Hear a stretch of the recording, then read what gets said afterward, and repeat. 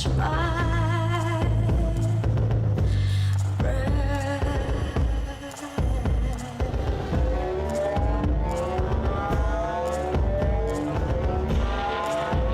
Get away. For what? Every time you see me, you want to mess with me. I'm tired of it. It stops today. Why would you? Everyone standing here will tell you I didn't do nothing. I did not sell anything. Because every time you see me, you want to harass me. You want to stop me. Selling cigarettes. I'm minding my business, officer. I'm minding my business. Please, just leave me alone. I told you the last time. Please just leave me alone. Please, please, don't touch me. Do not touch me. I can't breathe. I can't breathe. I can't breathe. I can't breathe. I can't breathe. I can't breathe. I can't breathe. I can't breathe. I can't breathe.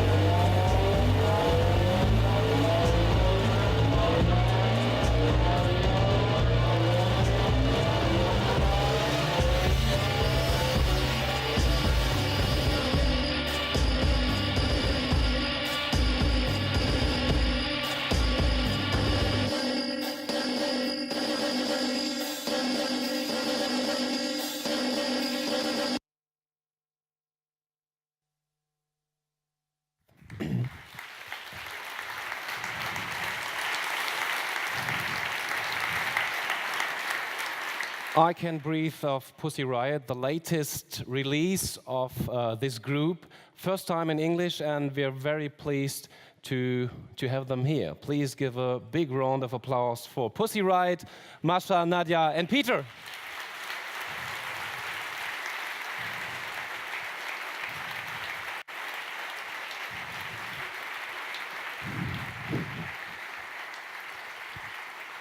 We don't need these, do we? Whatever you like. We try to talk in English. Sometimes Peter will translate. Sometimes not. We will see. Is there anything you want to tell us, Nadia? What? Is there anything you want to tell us? Do you have some water? Yes. Go for it. Go for it.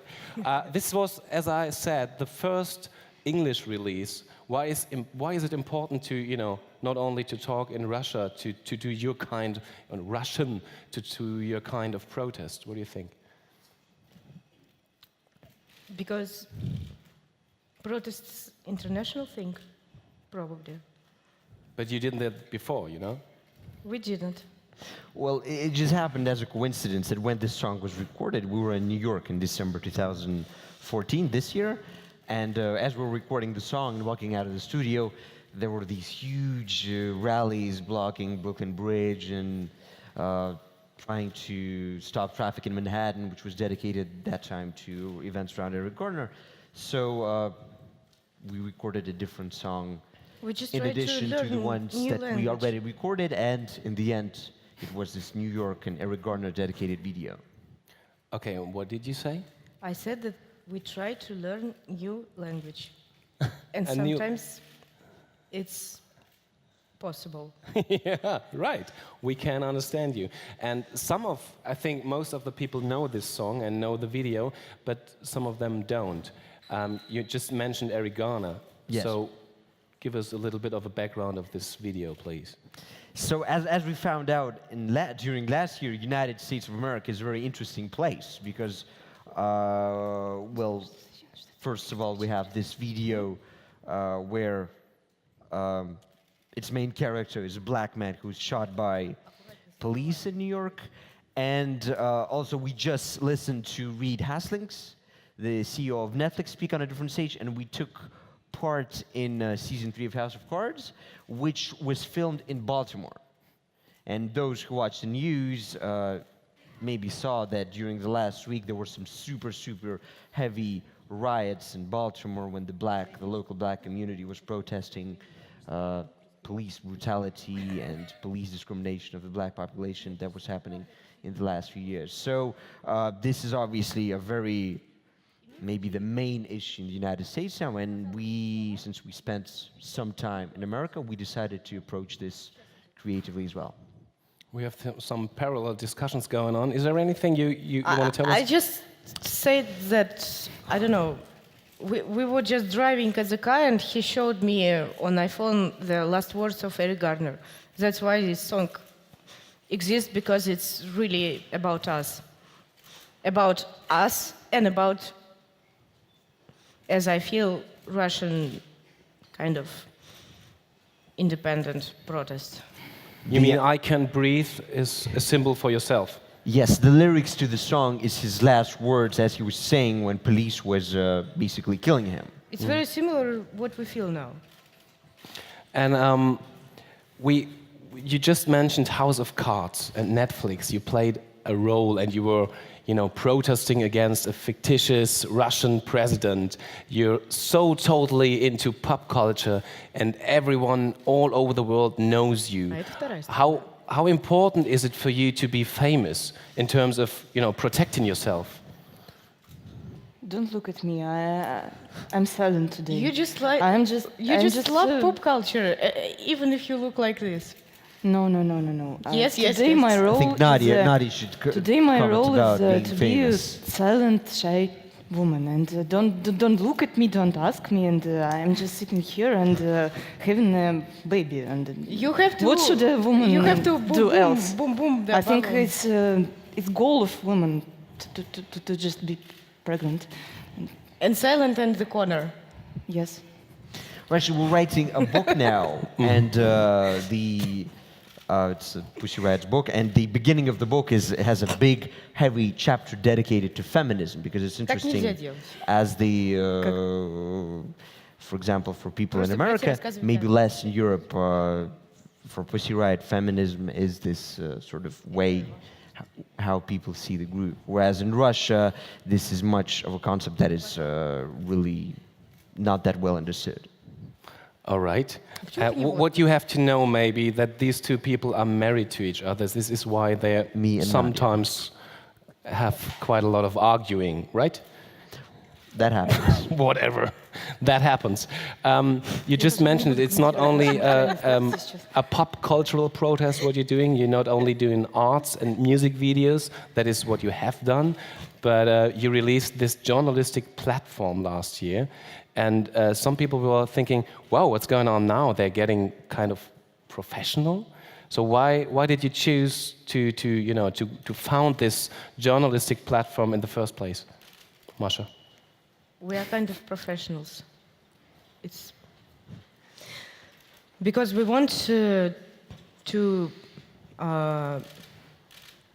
give our maybe small, but our part to build another Russia as we see it, without all this shit what we see usually. Probably. And is it easy? I mean, with your background, everybody would think, okay, you've already... Who cares what everybody think? Come on. Okay. So I'm asking, is it easy? I mean, you've experienced this repression. You were in prison and everything. So is it easy to be like independent journalist in Russia? Well, in fact, in Russia, it's anything you do has to be very creative, because opening a small business or running a media outlet, every time, whatever you do, you have to find creative ways to go around the law and around the problems that authorities put at you. So in this sense, it's a very, if running a media outlet might be a very serious business venture in America or in Europe, in Russia, it can be as well treated as this very creative, artistic project, which we treat it as. So obviously it's difficult, but it's creative, and you find a lot of relief and creativity. And what types of creativity did you have to do? I mean, have you experienced some kind of repression? Какие проблемы чувствовали? Репрессии. No? Можно я по-русски скажу? Yeah, right. Can I Go in Russian. Yes, please. This is very sad to talk in English. Но вообще надо понимать, что журналистика — это одновременно и политика в России, и одновременно еще творчество. И все эти вещи, они триедины, как Бог. So Russia is unique that in Russia journalism is at it's besides being journalism, it's also И вообще всё это arts вместе. and politics and creativity, and that's all united in one. Like God. Маша, не говорите друг с другом. Like God. Like God, like one. In three, Yes, because you have three faces of God, and if it's united, it's religion, big religion. And if exists. it's not, it's just bullshit. And помолимся. because I just had an abortion, I can tell you now about pop culture, and I think that you don't have separate between pop culture and punk culture, and if you're real punk and you live nowadays, you have to use pop culture in your own purposes. Because if you are just wear this very nice punk clothes, stockings, like that, but It's not punk, it's you are not punk. You punk if you crush everything, your in yourself. stereotypes, yourself every day, and it could be very harmful for you, but you have to crush, and if you have to crush and rethink everything, really everything, you have to be with pop culture, like Conchita Wurst did, and I think Conchita Wurst is better punk than whoever on this earth, because she did nice stuff. Because maybe Conchita Wurst seems as a normal pop culture phenomenon in Europe, but in Russia, she was like, the image of how bad the West has got. Look, they now idolize bearded women. So it's... Wir haben eine Frau mit Bart, ja, Conchita Wurst. Aber this is what I was asking. I mean, you're talking about pop culture and punk, but then, on the other hand, you released this very serious journalistic platform, which is not punk at all, is it? You just didn't see our office. You should see it. We should see I mean, your it's quite punk. And but your articles are not, right? It's our... serious journalism. А как будет этот футбольный фанат, который пиздил людей, что наш... Главный редактор. Футбольный фанат. Ну не то, что он пиздил, fan. понимаешь, он принимал участие в сходках футбольных фанатов. Вероятно. It's not saying, as basically saying the way things can transform from punk to serious and back to punk. For example, the editor-in-chief of Mediazona, Sergei Smirnov, he's, in our opinion, one of the most talented Russian journalists. But before that, 10 years ago, he was actually a leader one of the leaders in the Russian left-wing part of the Russian soccer hooligan community. And then he turned to being a reporter. He chose his own area, and now he's the editor-in-chief of Mediazona. So just in this way, in Russia, things can transform back and forward.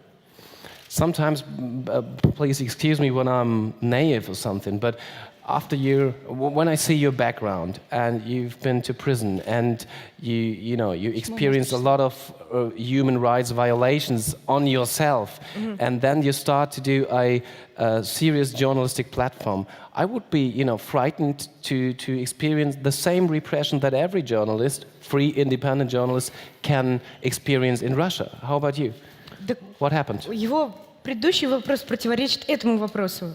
Потому что мы уже сказали о том, что мы считаем это настолько же панком, поскольку это борьба и с собой, и, собственно, с режимом. Поэтому... Про боязнь говорит вопрос. Ну, мы уже признали, что мы панки, значит, мы не боимся. Можешь перевести это? If this relates to your previous Логическое questions, противоречие. it's logical. You have a logical problem with your previous question, because if we admit that we're punks, then we don't have a right to be afraid of anything. So it's like this. It's doing serious journalism in Russia has an element of punk, because you have to be fearless to be independent and talk on issues that big reporting networks in Russia can't talk.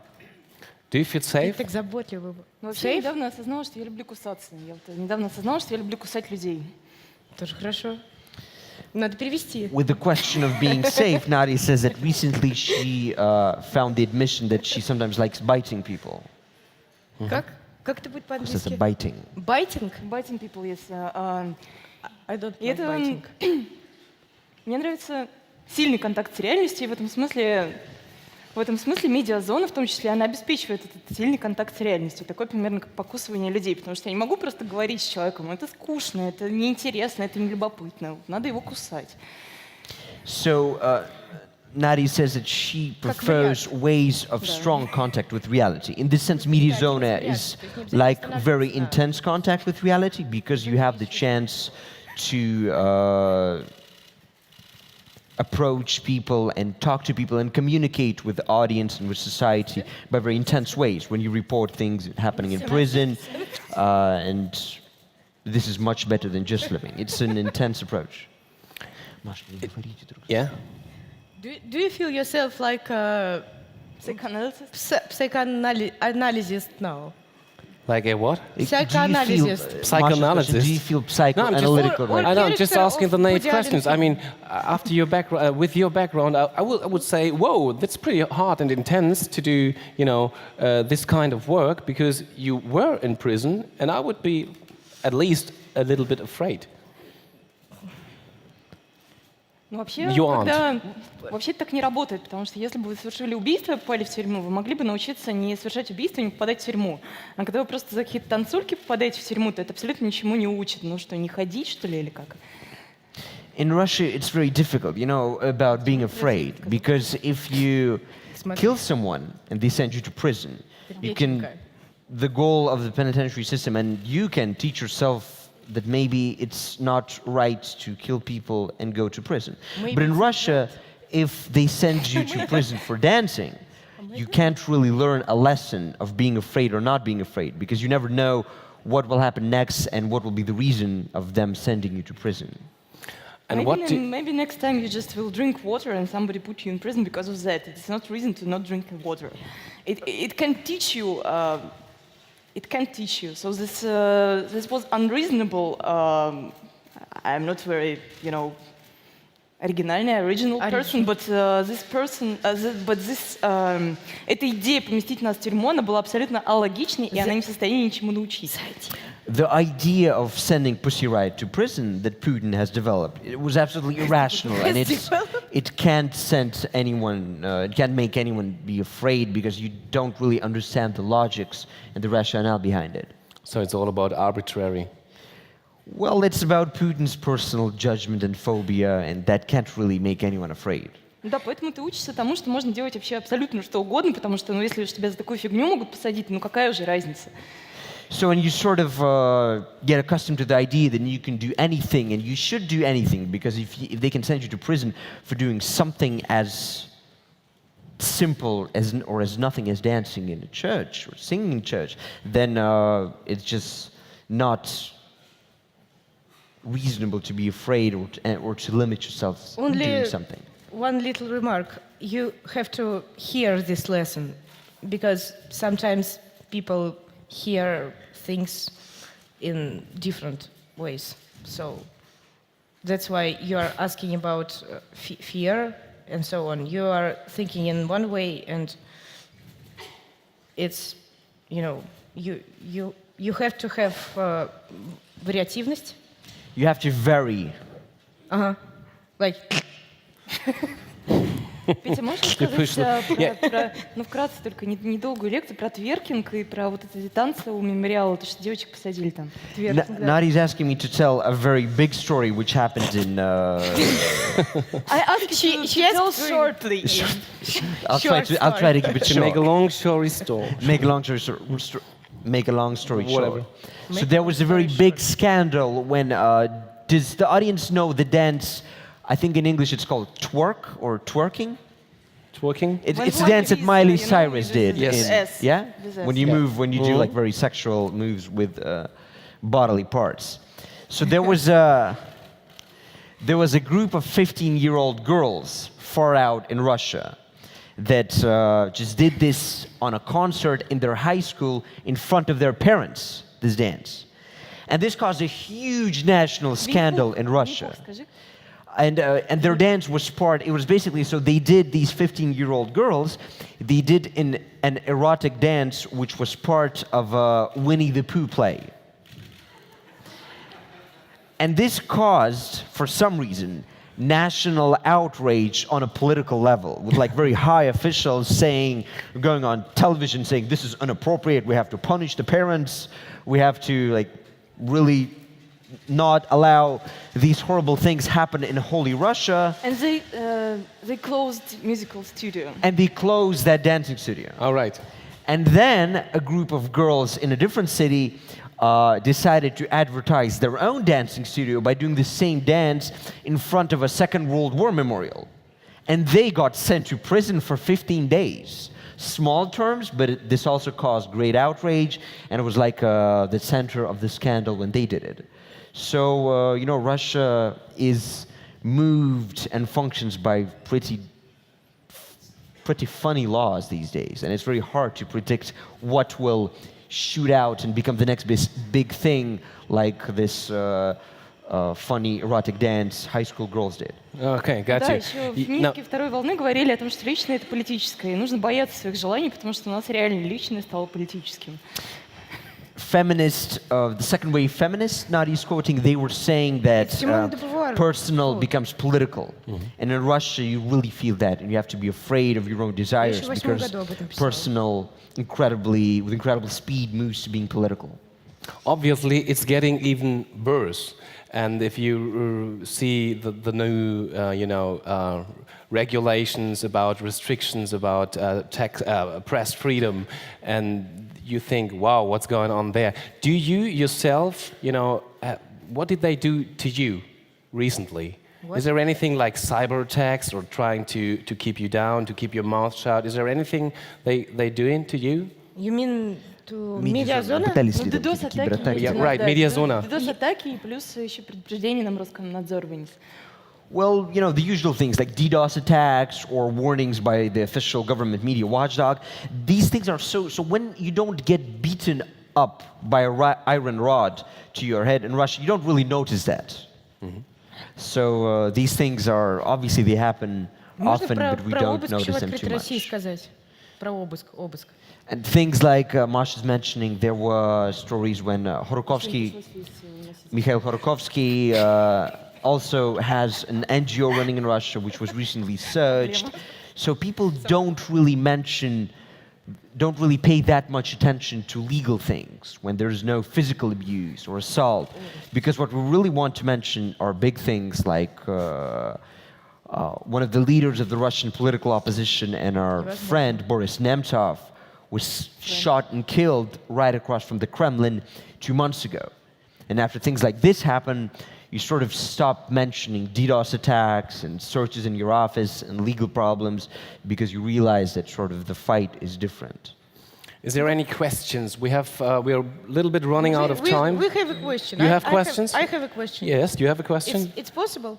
Yeah, of course. We have another 2 questions if What you you will want. do if your government will kill the main political oppositioner near the White House or near the Bundeskanzleramt. building of parliament, or what you will do? Me, myself? Yes, if in your country your government will kill your president, or I mean the head of the government will kill the main political oppositioner near the walls of the main political building. I would catch up with Winnie the Pooh and try to produce a music video or something like this. I mean, this is a question. I'm serious.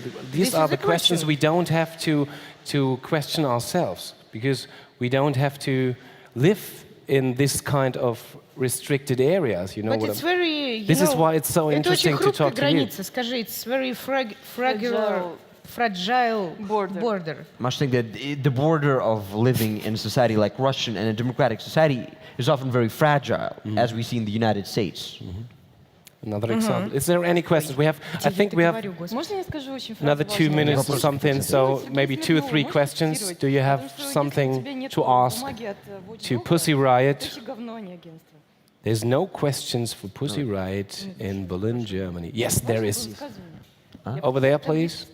Wir haben auch ein Mikrofon irgendwo, welches glaube ich. Gespräch Das das kommt dann mit dem bestimmt. Kakadins? Einfach mal aufstehen. Please stand up.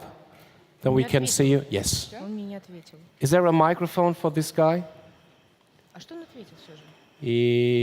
No. So Не just знаю. shout out Видео very не loud, сделал. please. Видео? Конечно. We don't really hear. Ничего не слышно. We don't hear you, unfortunately. Actually, we can't hear you. I'm sorry. Is there no microphone? You have to come here. I'm sorry for that. There, over there. Да он уже идет. Microphone's coming. So we have one question, and here's the microphone. Thank you. Можешь сказать, пока они микрофон ищут? Yeah. You were always talking about your nation and Russia's failures, and suddenly you're doing a video showing solidarity with people in the USA. And I'm asking myself, why suddenly the change from national to international? We've never been uninternational because at first our name is on English, and it's not Пиздабунт, it's Pussy Riot. Yes, and we just been in US, as much already said, and we are not, persons about plan. We are very stupid girls and boys. We see We don't- something and we react. We React. just like hamsters. So one more question, and yes. I hear a lot about that Russia is controlling the internet even tighter than it did before, and I wonder if I'm in Russia, can I see any of your videos? Can I reach your website? Or does Russia control it in a way that it's impossible YouTube, you can. to reach You- within Russia? So maybe you can YouTube. talk a bit about YouTube. what's happening on the web right now in Russia. Can I see the stuff you're doing when I'm in Russia? Sure. Yes, fortunately we have YouTube, and you can reach YouTube at first. But if you go to our old social media, which we've done when we just started Pussy Riot, all reports about our actions are closed now because they were closed by court, by decision of court. But Because it's extremism. via international platforms, you can see it. So they blocked down. It's partially blocked. Part of the, for example, the old Pussy Riot actions are blocked by a court decision, but Media Zona and all the actions on YouTube, that hasn't been blocked. So Russia is not like Iran or China, but it's moving in that direction. Thank you very much Very for your questions. optimistic. Actually, I'm very sorry we're running out of time. I think there's heaps of questions to you. Maybe we have the chance to talk to you in a more private room just right after this section.